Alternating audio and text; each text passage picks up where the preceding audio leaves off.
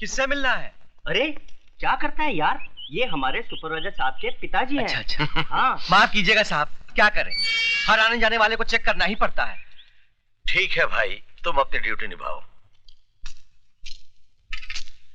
राजू बेटा जी तुम यहीं रुको, जी। मैं विजय के दोस्तों को कार्ड बांट के आता हूँ। जी हाँ। हाँ?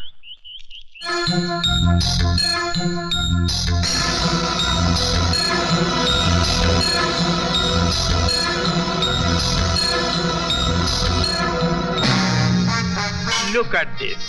Aha. With the telescope. And now this is very handy for ladies.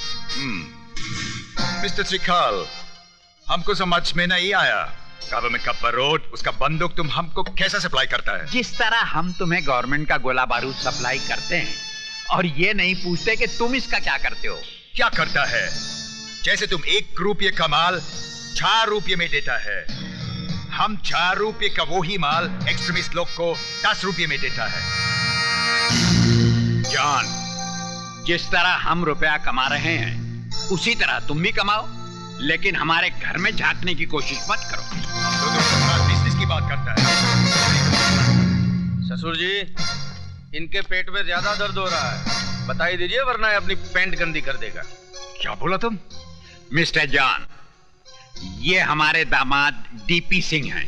किसको गोला बारूद का लाइसेंस देना है उसका फैसला मैं करता हूँ। आई सी, चोर चोर मोसरा भाई।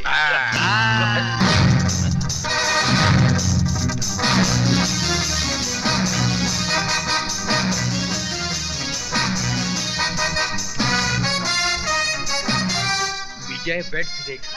चलो जल्दी दरवाजा। हाँ, अच्छा। जा रहे हो साहब? हाँ, आपको चेक करना पड़ेगा। पिताजी। डरो मत बेटा, इनका काम ही है चेक करना, डरो मत। भाई अगर तलाशी लेनी तो आप ले लेते, इस कुत्ते की क्या जरूरत थी? साहब, इंसान हमें तो धोखा दे सकता है, इन कुत्तों को नहीं। अगर आपके जिस्म से बारूद की बू आ जाती तो ये आपको फाड़ कर खा जाते। तो मैं चलूं? हाँ जी। आ बेटा। Hello guard. जी साहब। विजय आया है क्या? उनके पिताजी जरूर आए थे, चले गए साहब। पिताजी आए थे? जी साहब।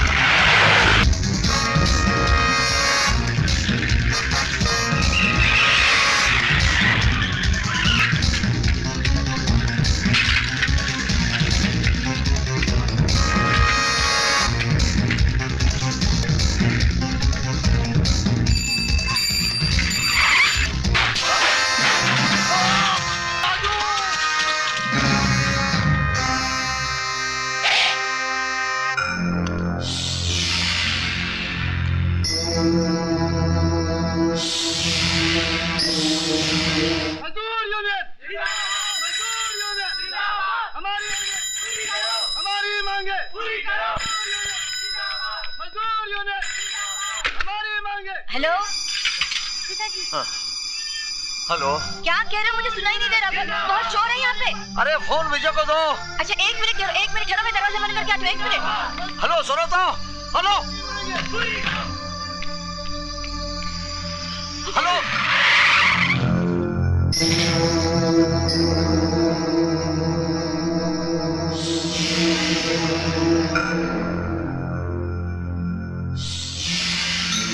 Hello hello hello hello.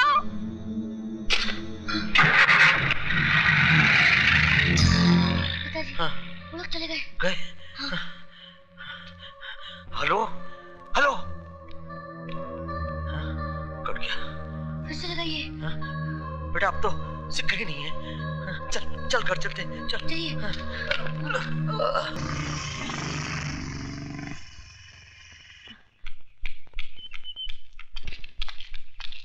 विजय, बेटे लगता है तेरे पिताजी किसी मुसीबत में है। कहाँ है वो?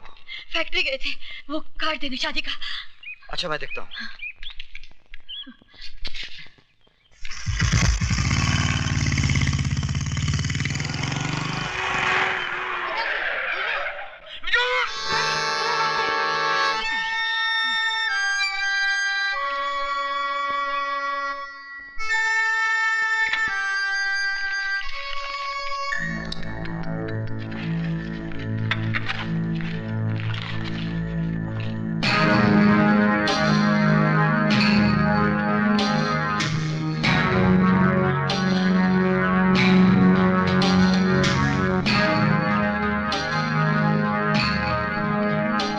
जी बोलिए। चाय मिलेगी? नहीं, आज होटल बंद है। तो फिर पानी पिला दीजिए।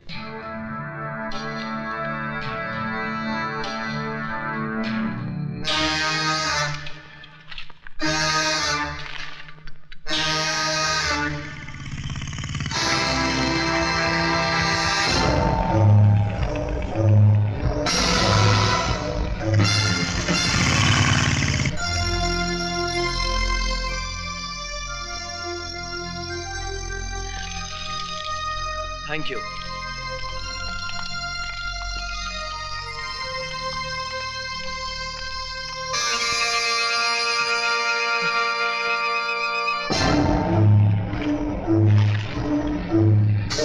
भाई साहब, आपका बैग। शारदा, ये क्या? कैसे? शारदा, शारदा, हमारी जान खतरे में। माँ। विजय का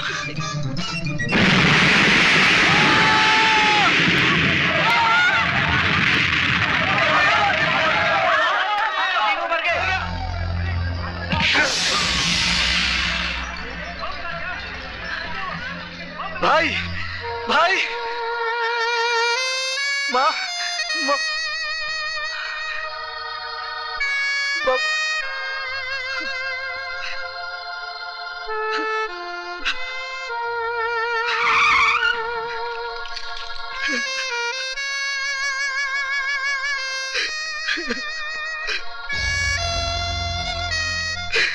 You are under arrest.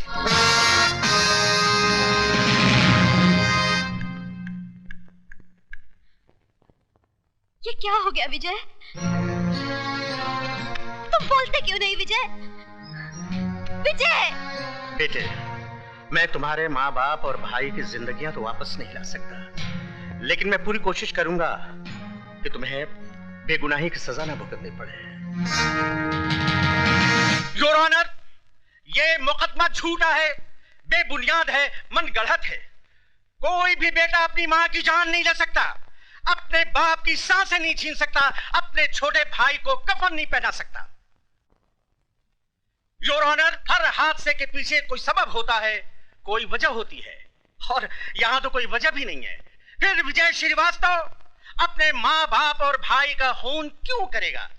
इसलिए मैं अदालत से दरखास्त करता हूं कि मेरे मुवक्किल के खिलाफ सारे इल्जामात वापस लिए जाएं और इन्हें बाइज्जत बरी किया जाए। That's all your honour. My lord, अपने मुवक्किल के लिए दलीलें पेश करते करते मिस्टर सक्सेना का गला भराया, आंखें नम हो गई। मैं उन्हें यह बताना चाहूंगा मिलॉर्ड कि अदालत में ना तो आंसुओं की कोई कीमत है और ना ही जज्बातों की कोई कद्र। लिहाजा हकीकत को अफसाना बनाकर ना पेश किया जाए, हकीकत को हकीकत ही रहने दिया जाए। और हकीकत यह है कि जिस बारूद के ढेर से 3 बेगुनाहों की जानें गईं, वो बारूद कहां पाया गया? विजय श्रीवास्तव के बैग में। वो बारूद जो हाईली एक्सप्लोसिव क्वालिटी का था, किसी पटाखे की दुकान से नहीं लाया गया था योर ऑनर, बल्कि मिस्टर त्रिकाल की ऑर्डिनेंस फैक्ट्री से लाया गया था, जिसके गोदाउन के इंचार्ज और कोई नहीं, विजय श्रीवास्तव थे। क्या अब भी ये बताना बाकी रह गया है कि ये आदमी अपने माँ बाप और भाई की मौत का जिम्मेदार है? मिलॉर्ड, अब मैं अदालत के सामने एक ऐसा गवाह पेश करूंगा जो सबकी जबान पर ताला लगा देगा।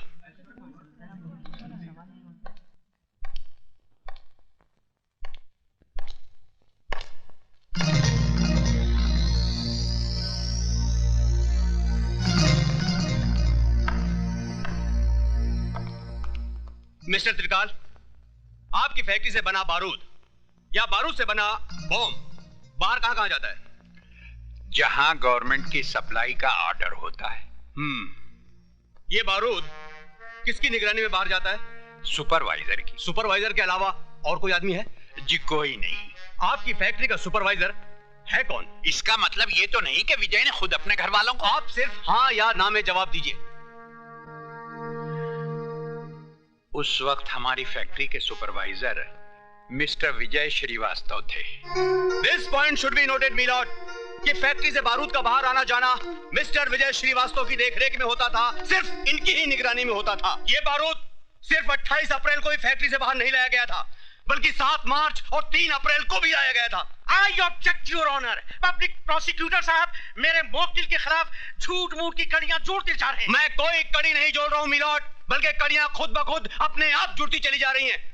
जज साहब, अगर मुझे फांसी पे लटकाना है तो लटका दीजिए, लेकिन मुझ पर झूठा इल्जाम मत लगाइए। इल्जाम झूठा या सच्चा, इसका फैसला करेगी अदालत, जिसके सामने यह जाहिर हो गया है कि विजय श्रीवास्तव आतंकवादियों को बारूद सप्लाई किया करता था, और यह है वो बैग जिसमें वो बारूद छिपाकर आतंकवादियों को पहुंचाने ही वाला था कि वक्त से पहले बारूद फट गया, एक धमाका हुआ और 3 जिंदगियों का खेल खत्म हो गया। मीलॉर्ड, जिस तरह एक चोर का साथी भी चोर होता है, उसी तरह टेररिस्ट को बारूद सप्लाई करने वाला भी टेररिस्ट है, टेररिस्ट है, टेररिस्ट है।